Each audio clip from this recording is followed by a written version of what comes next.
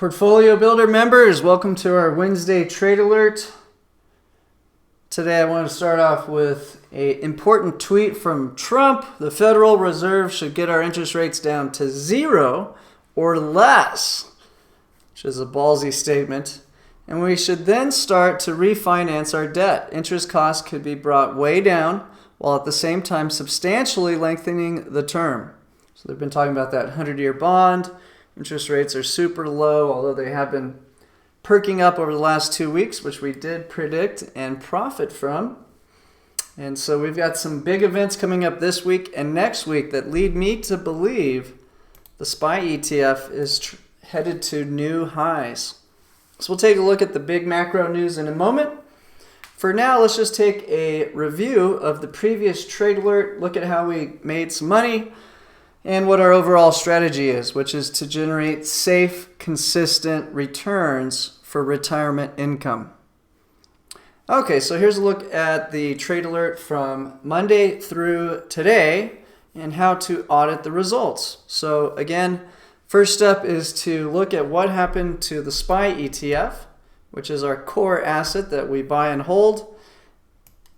And then we can take a look at what happened to the option contracts, which we use to make the trade extremely safe, and in some cases actually generate the profit. Now there's no easier money in the world than just letting the SPY ETF rocket higher all on its own. And we've been calling for the SPY to break into new highs since it was crashing and at that 282 level. So we've been riding it for very nice returns, and so far so good. So from the previous trade, the SPY ETF, when we entered into the option contract, was trading at 298.71. Today, when closing out the trade, the SPY was trading at 299. That's a 29-cent profit on the underlying asset. And with this current trade setup, we are achieving the returns primarily from allowing the SPY ETF to drift higher and higher. And that's because we believe the central banks will be lowering interest rates most likely over the next 12 months and slowly but surely, grudgingly perhaps, starting to monetize debt. In other words, start printing up capital at the central bank and using it to pick up government debt. When this happens, it takes a lot of pressure off the bond market and we see the banks loading up on equities. So that's the expectation, and we could have quite a fun ride on the SPY ETF, if I'm right, over the next several weeks. All this at the same time that China is dramatically backing down in their aggressiveness in the trade war, talking about buying farm goods, as well as removing some tariffs in hopes that the U.S. will reciprocate. So we've seen that story a million times. I'm sure it probably won't actually happen. But for the time being, all of the stars are aligning for us to generate really handsome profits on the SPY over the next few weeks. So tomorrow we have the ECB coming out and talking about what they're going to do with their monetary policy. Maybe they start some QE. Most likely they're just going to drop the rates even lower. 20 basis points is what I'm expecting. And then I think next week our Fed will come out and just barely drop rates 25 basis points. And I think that'll be just perfect for what we want to achieve in our portfolio. So here's a look at our returns trading the SPY. You can see this is what we're trading with a large portion of our total portfolio. Started off with $500,000, and so far in just under, 10 months, we're up $54,000, and we still have 3 more months in the year, and that is including December last year when we started this portfolio. So it's up 10.8% with a target return of 1% a month. We've done very good at achieving that. So far in September, we're up 0.8%. August, we had 0.9%. July was a loser, negative 1%. That's a really bad month. And the reason why was I thought Trump would raise the tariffs. In July, we were a little early. They did it in August. Not a big deal. June, we had a huge return, 3.4%. May and April, negative 1 and 0. January, February, March, 3, 2.6, 1.5. So the returns won't always be exactly the same, but we've done a very good job of consistently generating return while protecting capital and being smart. When there was a dead obvious risk in the market, we weren't winging it. We were actually playing it extremely defensively and prepared for the worst outcome. Now, so far, the worst outcomes obviously have not hit the S&P 500, but I can guarantee you when it does, this is the program you're going to want to be following, because we are very excited for whenever the next financial crisis does roll out, and will be extremely easy for our strategy to benefit from that. In fact, I had some clients writing in, well, you've done great this year in a bull market, but will you do well in a bear market? And so I would point out that we have generated returns and a lot of volatility in the equities market. Plus, go back to December, and that was one of the most fast nosedives in the SPY in a long time. And we walked away with a great return considering. So that is the review. Let's look at how we put the trade on and how we take it off, so you guys can see just how easy this is to do. So this was the previous trade. For Monday, you can see in the last price, the trading price was $298.70. We sold to open the September 11th 302 call option. Not a lot of credit on that one, 9 cents. And then we took that 9 cents and invested it. And that was a credit to our account because we sold the contract. And we used it to buy downside insurance, just in case, who knows what goes wrong. Maybe Hong Kong starts to have bloodshed with China. Maybe Taiwan gets too aggressive with China.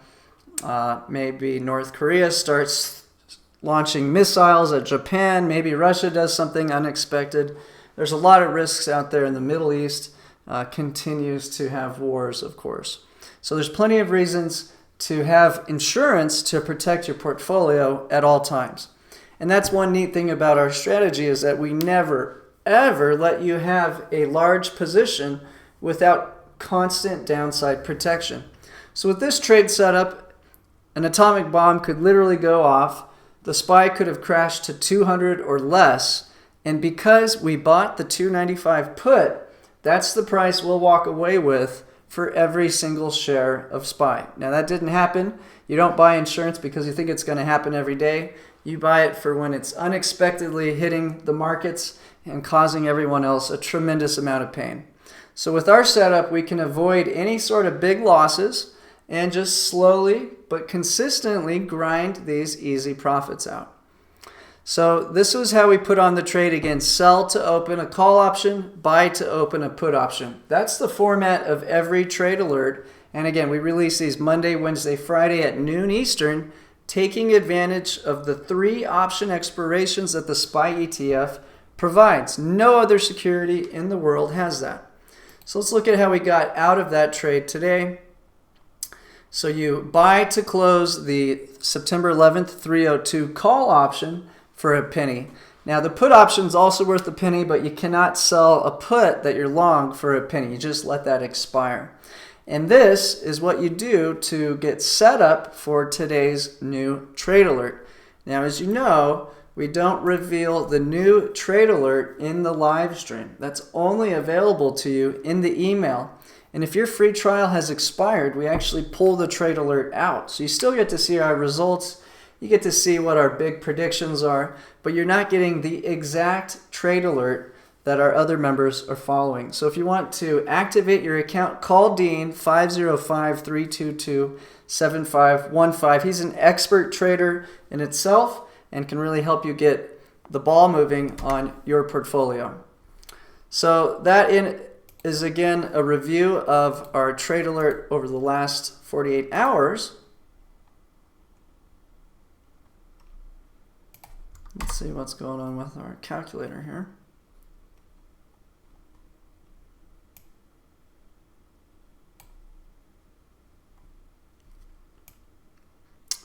And I do want to show everybody our total return when you actually combine all of our strategies together. So our current recommendation is essentially to have half of your portfolio in equities and half of your portfolio in the bond market.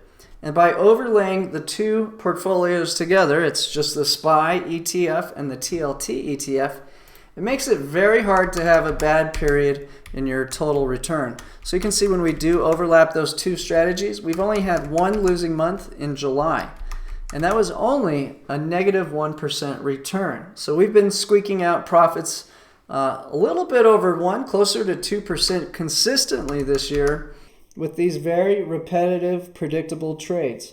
Now, Thursday we're trading the TLT at noon Eastern. Monday, Wednesday, Friday we're trading the SPY. For those of you who'd like a little less work, you can switch out the Monday, Wednesday, Friday trade and just follow our alternative equities portfolio on Tuesday. This is where I'm hand-picking the best stock for the week and trying to outperform our SPY trade. Now realize the SPY ETF represents 504 companies. You cannot get a better diversified portfolio with a single security. And the SPY ETF has 3 option expirations a week, something that's just not available in other securities. There's nothing else that has that. So on the Tuesday play, we're doing a single trade every Tuesday, usually on a single stock and sometimes on a specific ETF. The result is you're going to have bigger swings to the up when we're predicting the direction of the market correctly. And when we get an unexpected twist, that's when we'll have potentially a bigger hit. Now, so far, this portfolio has not experienced that bigger drawdown except for in December. So remember on the SPY trade, we squeaked out a 0.5% gain in December. This portfolio, because it only trades once a week, was at a higher risk and cannot adapt to the circumstances nearly as fast as we can in the SPY. So it did lose 4% in December.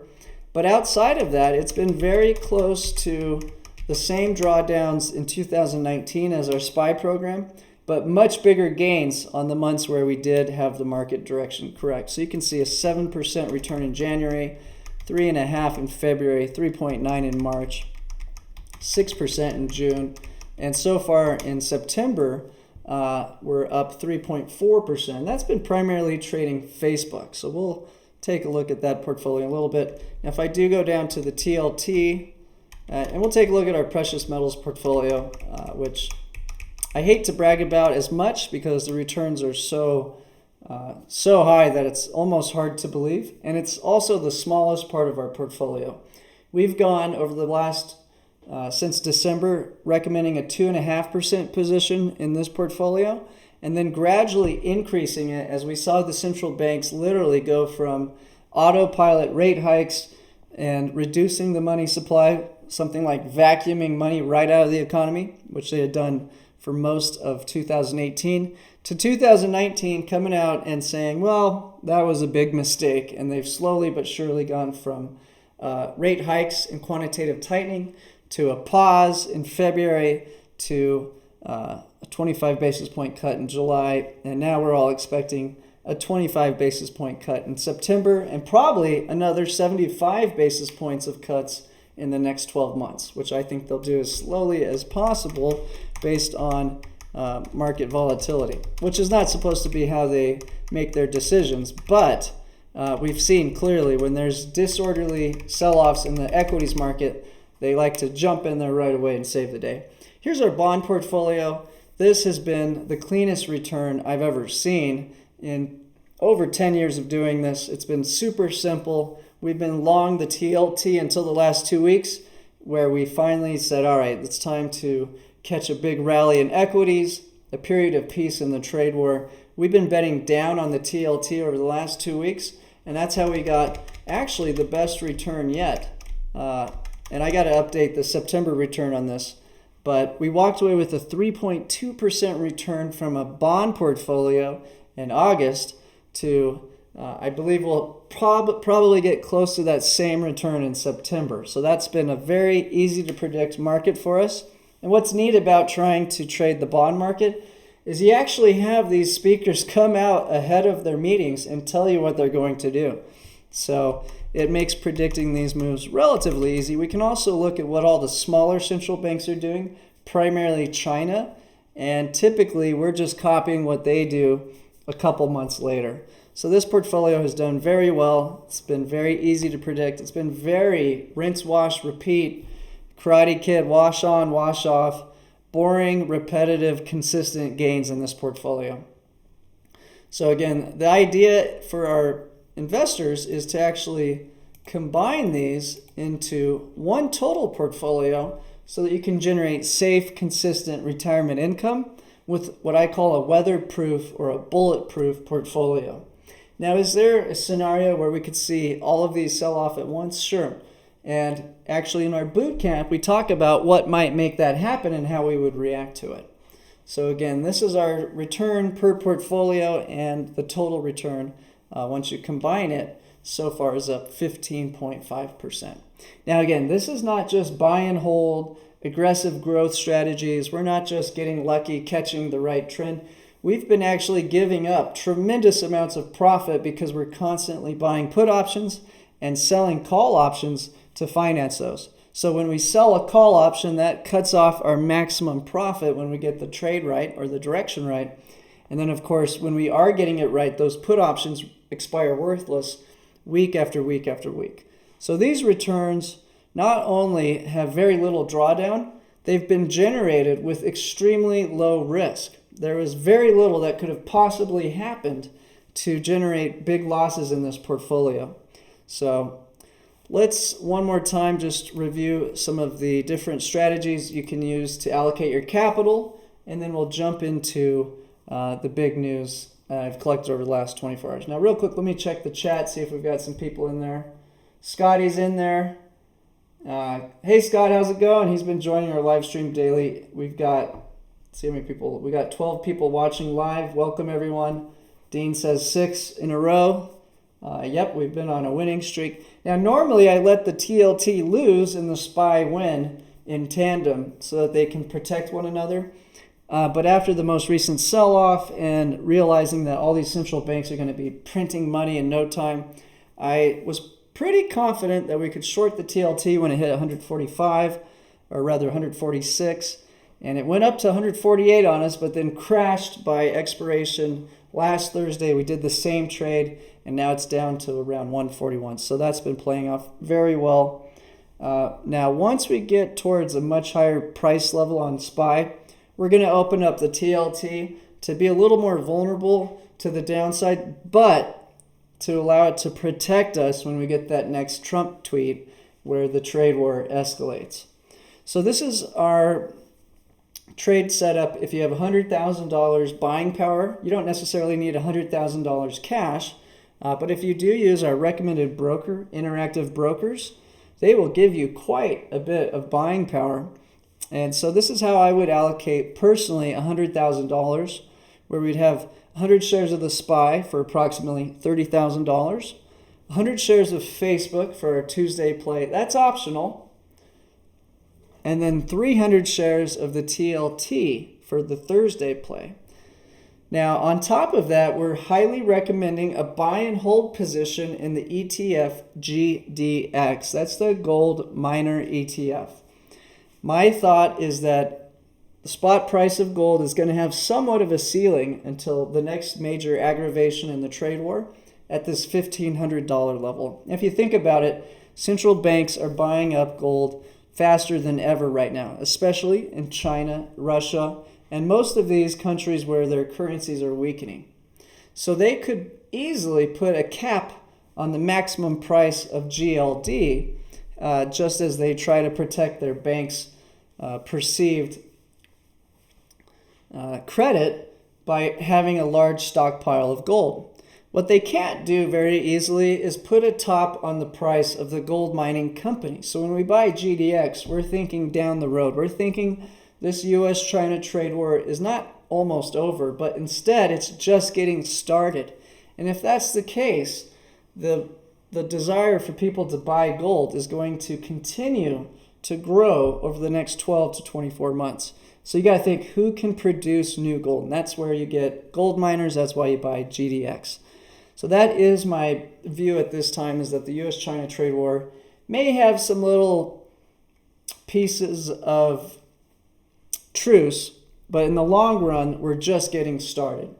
And so we can take a look at the news to see why we think that, but that is the current strategy that we're playing right now. So I believe this trade truce will be short-lived, that the SPY will go to all-time highs, that the banks will start to slowly but surely lower the rates, buy up bonds, and then we're going to see the trade war really escalate going into the 2020 election.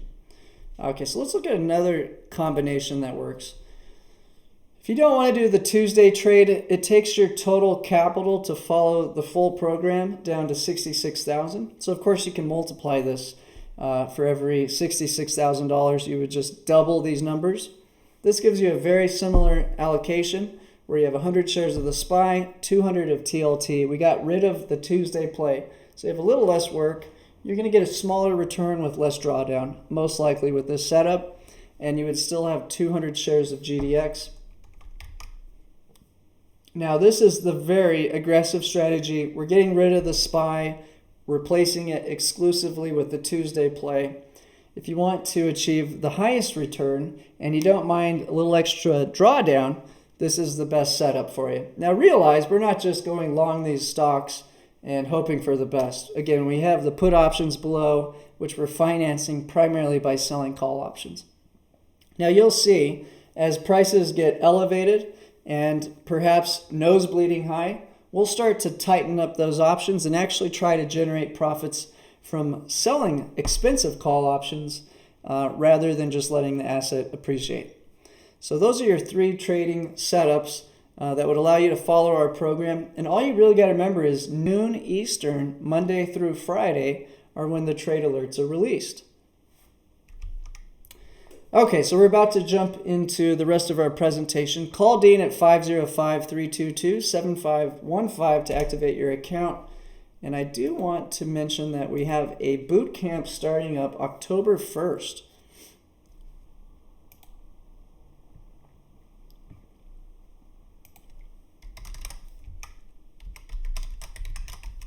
Which you can read about right here. I'll just give you guys a quick preview of it. It's a 16-week retirement income boot camp. It repeats itself 3 times a year. You purchase the boot camp one time and you have access to this boot camp for the rest of your life. The main part of the product is that we have a live 2-hour lecture that's interactive on Tuesdays that's followed up with homework and even a small test. Now, the test is optional, but if you do send it back, I will grade it. Also, we have a Monday webinar for 2 hours. This is designed to just answer your questions and make sure you're completely caught up on all the previous material. Now, because the boot camp repeats itself over and over again, we're allowing people to join at any time as long as our class size doesn't get too large. So there is a limit in seats available, and if you want to apply for it, just go to portfoliobuilder.io/bootcamp. Now, some of the content that will be taught starts off with the big picture, week 1, why you only need 4 ETFs for the rest of your life to generate safe, consistent retirement income. And you'll see, I'm going to give you the top Twitter and YouTube accounts that I follow that helps me have a good feeling for what the big picture is. It's plenty of homework just to try to predict where the SPY and the U.S. Treasury market's going. And if you get those right, generating income is relatively easy and safe. So that's what our program's all about. It's just trying to predict those 2 ETFs. Once we get those right, we know exactly what's going to happen with GDX and EEM, which are just 2 other options to help boost the profits a little bit. So again, on week 1, we're going to get you the big picture, teach you what these ETFs are all about, how they work together, and how we're using the options market to enhance their returns for specifically trying to generate retirement income. Week 2, we're going to get you into the broker platform that we recommend, Interactive Brokers. Not only am I going to show you how to set up those accounts, which can be a little tricky, I'm going to walk you through all of the different types of trades we do, quiz you, test you live, and this is really your intro to actually placing the trades. Week 3, we're going to focus on selling call options. Again, think about tennis practice. You got to practice that serve 100 times just to get a decent serve going. We're going to spend a lot of time just going through the motions over and over and over again to drill it into your head so that all of these trades are second nature. A lot of people can actually follow our trades really easily, but they don't necessarily understand how or why they work. So my goal of this program is not by extremely proficient at our specific strategy, which is only trying to generate safe, consistent retirement income from a handful of ETFs. Week 4, we're going to dive into call options in more detail, including when we may actually go long a call option. Most of the time we sell them to generate income and to finance our insurance policy on the asset. So week 5, we'll jump into the same setup, but put options. Now it's the opposite. We like to sell calls, but we like to buy puts. So we'll go into that. Week 7, we're going to start putting it together. How do we use the SPY, the call, and the put combined to make a very safe, consistent strategy for generating income? Week 8, we're going to talk about upside down option callers. That's what we just did on the TLT to make a nice return, owning the TLT, leveraging the equity to sell a call option, which we're financing a very valuable put option. So we'll learn how to profit from down moves, bear markets. If you're worried about a recession or a long-term bear market, you're going to want to know how to do upside down option callers. Week 9, we'll cover how to get your hands on a little bit of crypto. I don't like Coinbase or Binance. I really like a phone app called Robinhood. Currently, we're only recommending tiny 1% position in Bitcoin and a tiny 1% position in Ethereum. But those alone could generate a substantial return in our total portfolio. I'm thinking just with that 2% allocation, we may be able to generate an extra 5% total profit per year as long as this U.S.-China trade war is escalating.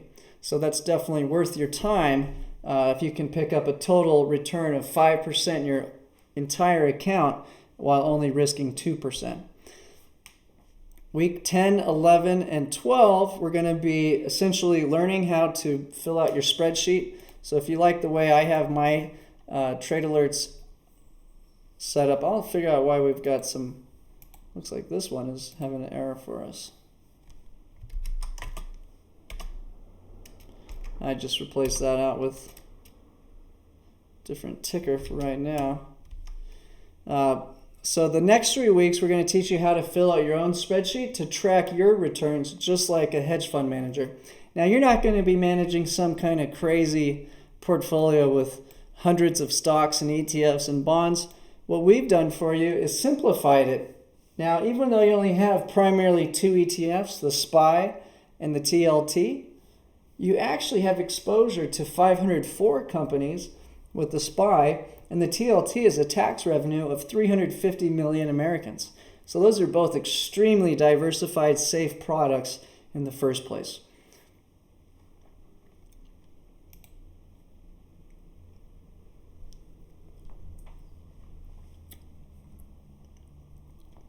Finally, week 13, we talk about a financial crisis.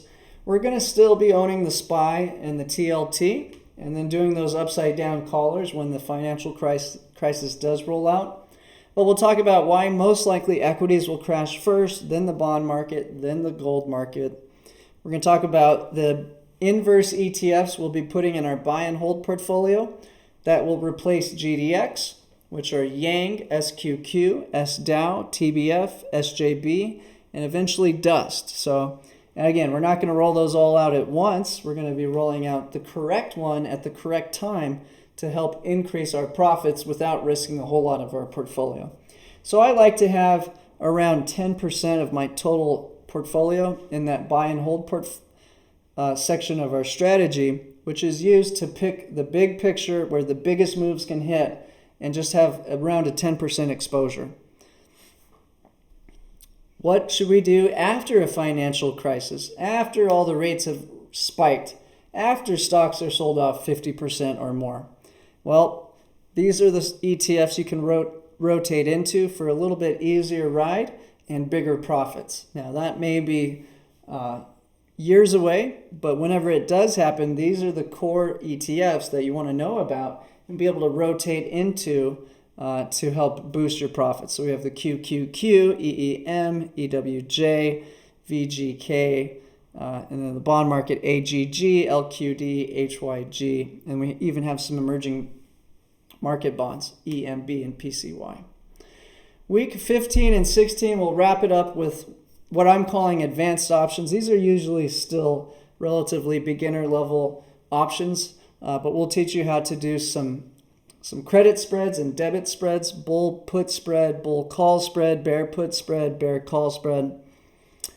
This allows you to make speculative bets with very little capital, and you've seen us actually do that on the Thursday trade in the gold market for quite some time. So we're taking the credit from the TLT and then doing a bull call spread on GLD. So it's allowing us to pair these two trades up and make some extra profits.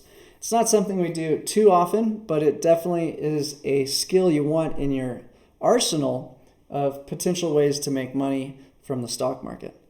Okay, finally, last but not least, we'll talk about writing put options. It's not something we do in our program because it's much more advanced and it's far riskier.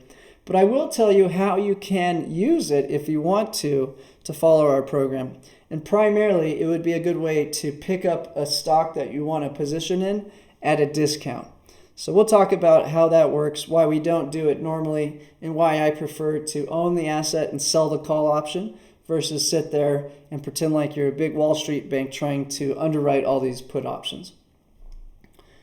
All right, so that's a wrap of that. Let's take a look at the big news over the last 24 hours. Okay, so we got Trump going off on Powell as usual. Very interesting.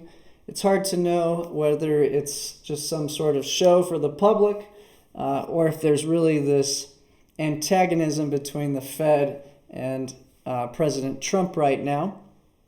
And I guess there's quite a history of presidents wanting lower rates so that they can boom their economy with credit.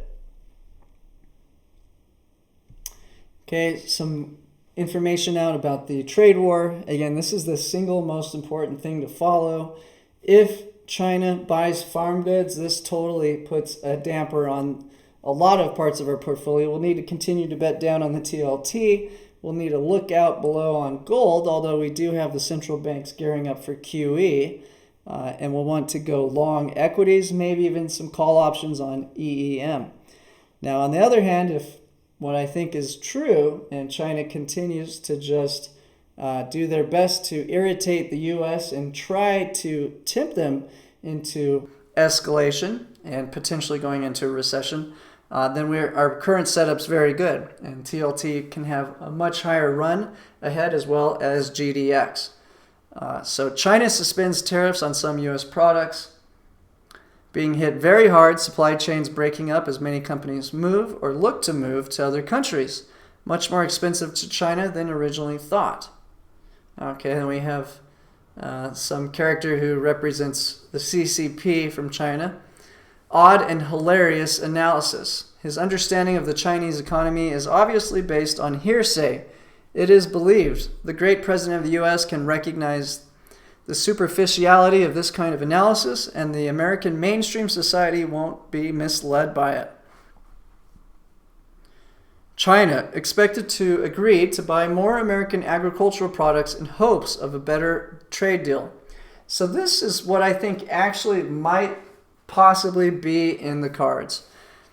China has massive inflation on its food while it's having deflation on its manufacturing products. So that's very bad. That means some of their core goods that they sell are losing demand, and at the same time, because of all the monetary policy they've done to increase their money supply and devalue their currency, the 1.4 billion people who live there can't afford to buy food because prices are skyrocketing. So this is a huge problem for China that they certainly cannot allow to continue for too long without the risk of sabotage within the CCP. So we're not thinking the 1.4 billion Chinese are going to all march together and go take down the CCP because there's obviously too much technology for that.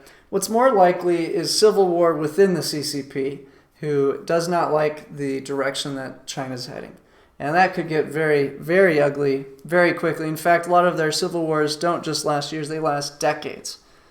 So quite interesting to see how much pain China will take before they start conceding and trying to make a deal with Trump. Now, on Trump's point of view, I think that he will be relatively easier to get a deal with than people think, even if it's just some sort of small deal before the election. And I think it could be as simple as they'll buy a ton of food from the farming states, which are critical for his reelection. And maybe in return, Trump cancels that December tariff lift and maybe gives Huawei a little slack. That's what I'm thinking could be the upside in the trade war. Now, the other side is maybe China just doesn't buy anything and continues to be stubborn as a mule. So we'll see. If that happens, I'd expect Trump to get aggressive very quickly, some point in the next 30 to 90 days. Jim Bianco talking about the deficit.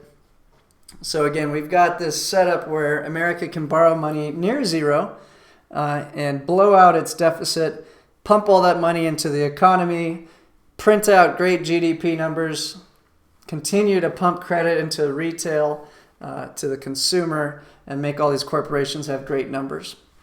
So the vicious cycle continues, and we're always on the alert for it to crack.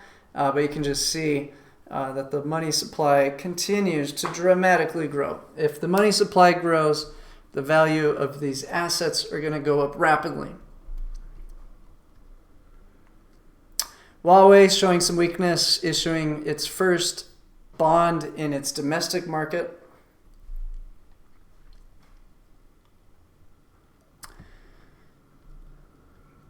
We have played Apple quite a bit this year and done very well with it. We laid off of it as it got to expensive prices, and also as we now are fearful that this China-U.S. trade war could really go to the next level in the next few months. If that's the case, I'm worried that China will finally start stabbing Apple in the back, even though it would hurt their own economy, because they have around 1 million employees working for Apple. And now Apple's having some feeds about being behind the 5G race against Huawei. So my hopes is that we can pick up Apple on the Tuesday play at a great discount in the middle of a trade war escalation, where Apple finally starts making moves outside of China. So that's kind of what we're looking at in that one.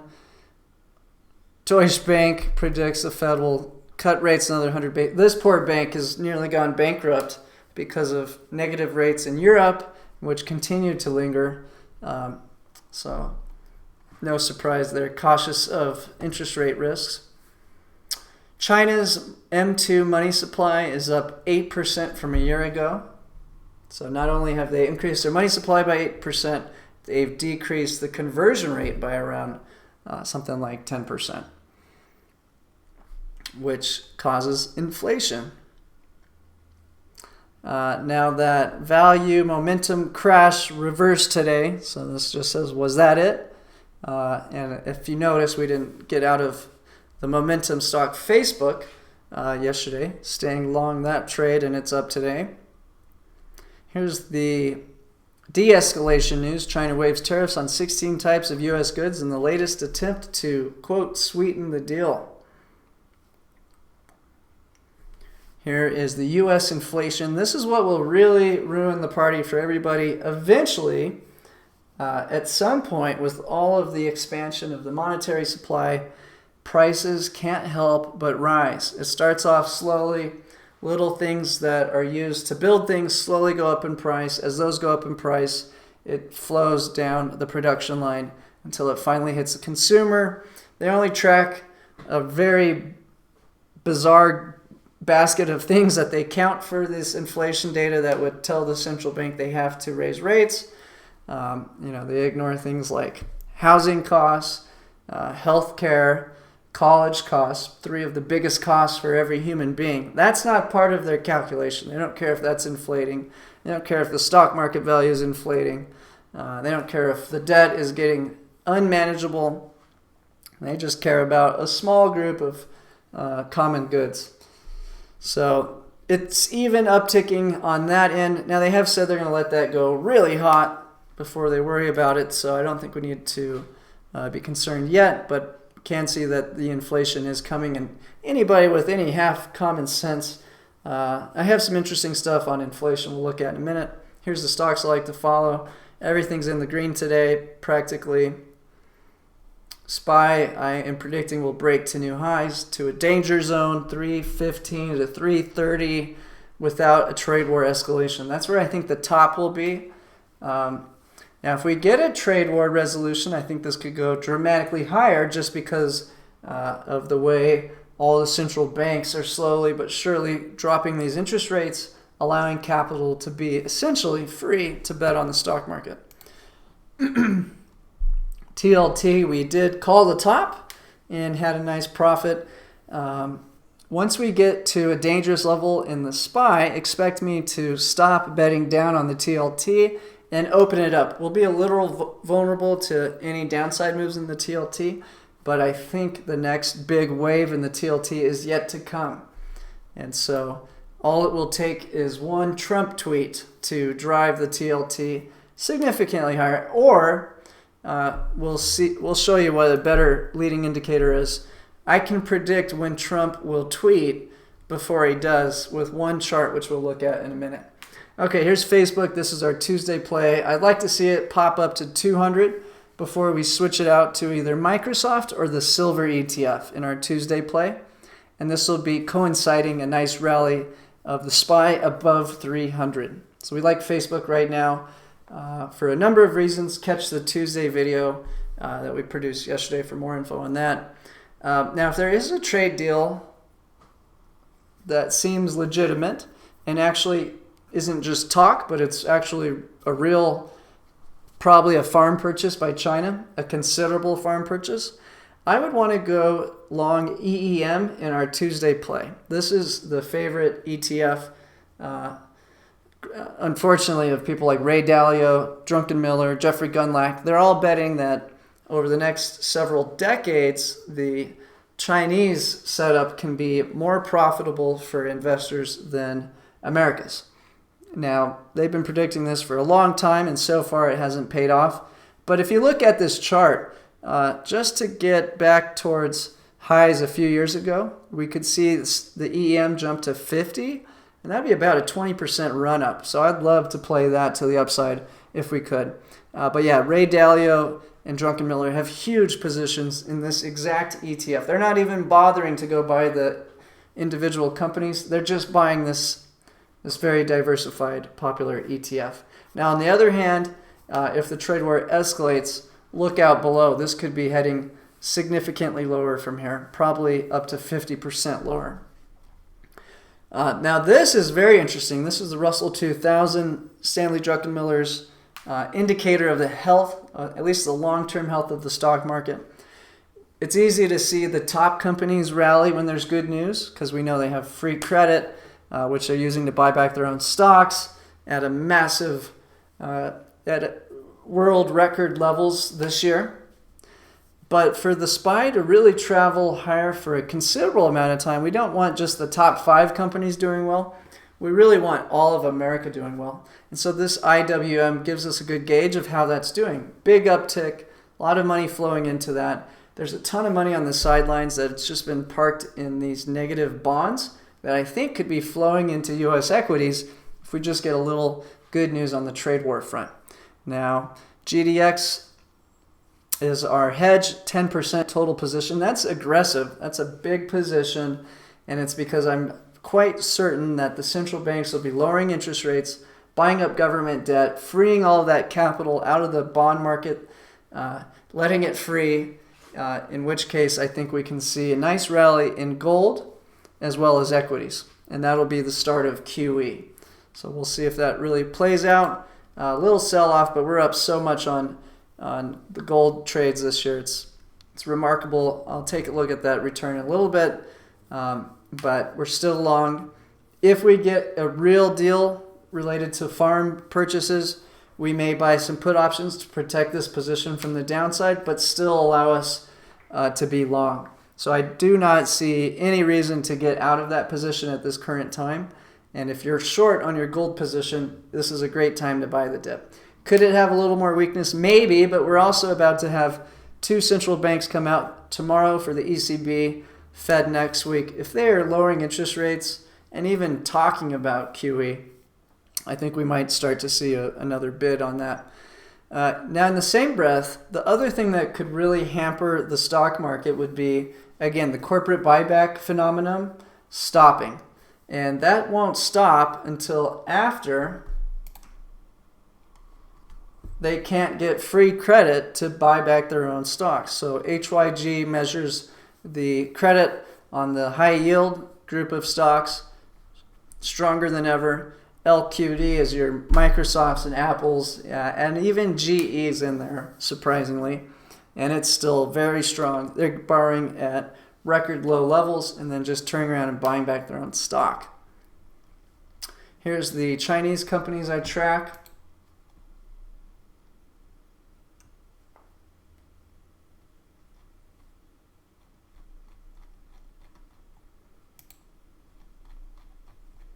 Just checking some of the chats going on here.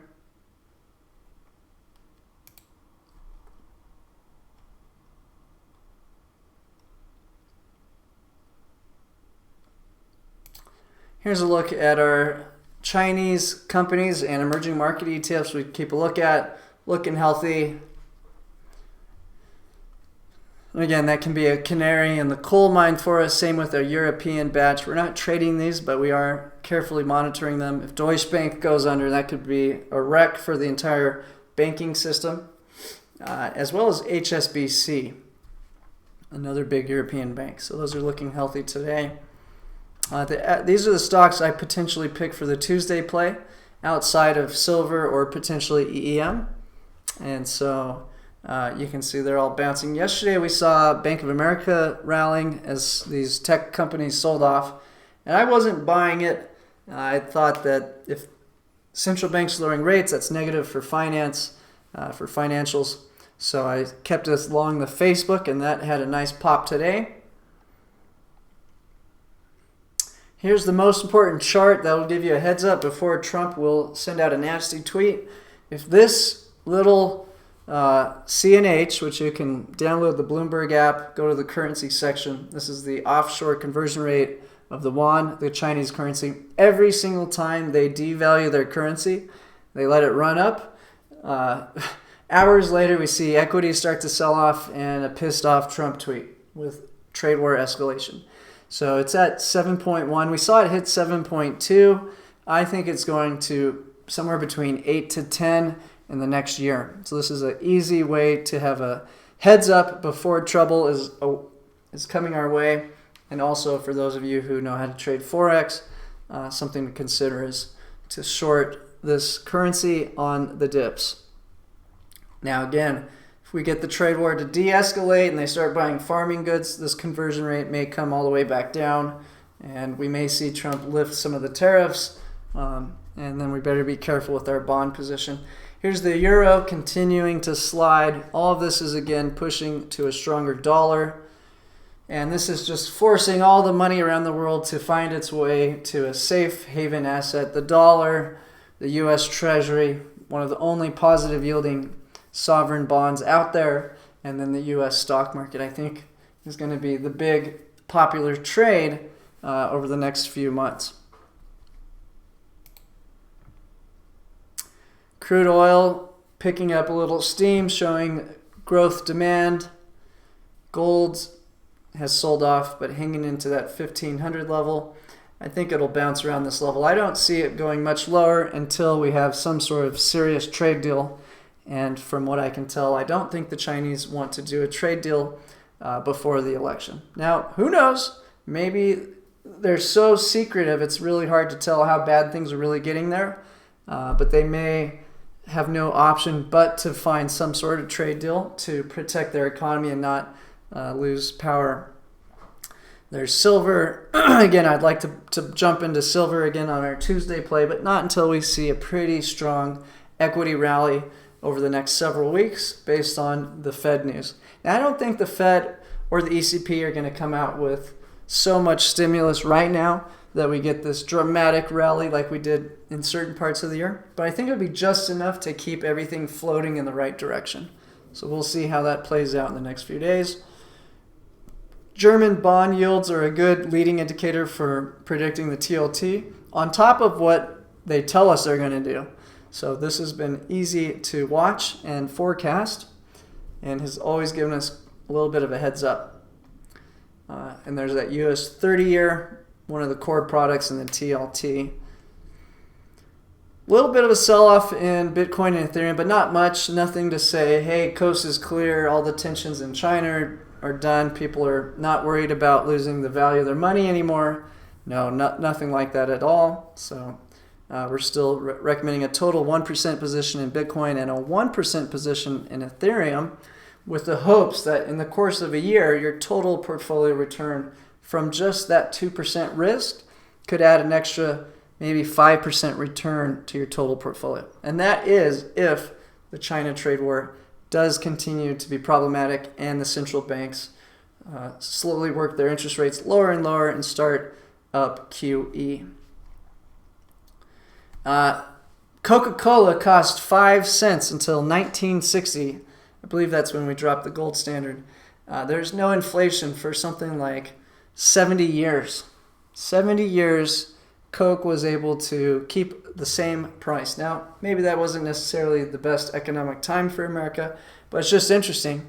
And then something changed, and we gave up the gold standard, and slowly but surely the monetary supply dramatically increased, and inflation has never stopped. Now, they've been recalculating how they print out their inflation data so they can keep these interest rates low, but we all know that's a whole bunch of BS. We can all see the cost of housing, equities, bonds, everything just go through the roof. And now Coke has gone from 5 cents to you got to buy a whole 1 liter for $1 or more. So if you do go to our live stream YouTube video, click in the description box. There's a link to the stock if you want to go look at all this data I pulled up. It just shows you the increase in price over time for something we all understand, Coke. And we know that their ability to make Coke bottles has dramatically gone down, but of course their prices have not. Funny, we will buy corn from you, please don't hurt Huawei. China ready to sweeten the deal by purchasing American goods. We love your soybeans, pretty peas. Just some funny tweets. Kyle Bass, very curious. We've seen him go on Bloomberg. We've seen him go on Real Vision. Supposedly he's been consulting the government. Super anti-China.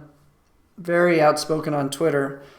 So I'm not exactly sure what his relationships are with all these different media outlets or the administration, but definitely someone you want to follow on Twitter. Chinese military police are beating the Hong Kong protesters in prison cells with such force they are inflicting broken bones and dislocations. When will the world wake up to the brutality of the CCP? Rubio needs to get his bill passed as soon as possible. Based on what I know, China will introduce important measures to ease the negative impact of the trade war. The measures will benefit some companies from both China and U.S. So what is that? Devalue their currency? Who knows? This is just showing the credit impulse when China pushes credit. PMIs around the world jump. No surprise there. And they are pushing a lot of credit right now. And we are seeing some rebounds in PMIs, which leads me to believe without some sort of trade war dramatic escalation, there's a lot of upside potentially ahead in equity markets when all these big banks rotate out of these crazy speculative bond insurance plays, get cashed out by the central banks, and then rotate all that credit and leverage into equities. So that's what I'm looking out for right now, and think there could be a upside explosion in equities that many people are not forecasting right now. $100 billion of investment grade issuance in the past week. That is crazy. That's a lot of money flowing into these corporations to buy back their own stocks. And we do have our paid member about to start, so I'm going to have to wrap this up. So I will wrap it up right now so we get ready for our webinar. Thank you everybody for attending. We got 10 people still watching live, so that's great. Really appreciate your time. If you are a paid member, you'll be in our live webinar in a few minutes. And if you're not, we have a free webinar tomorrow, so make sure to check your email from Zoom to get access to that. Okay, thanks guys, and looking forward to a new trade alert tomorrow. Trading the TLT tomorrow. Probably the same trade setup we did, betting down on the TLT with what we call an upside down collar. Okay, until then.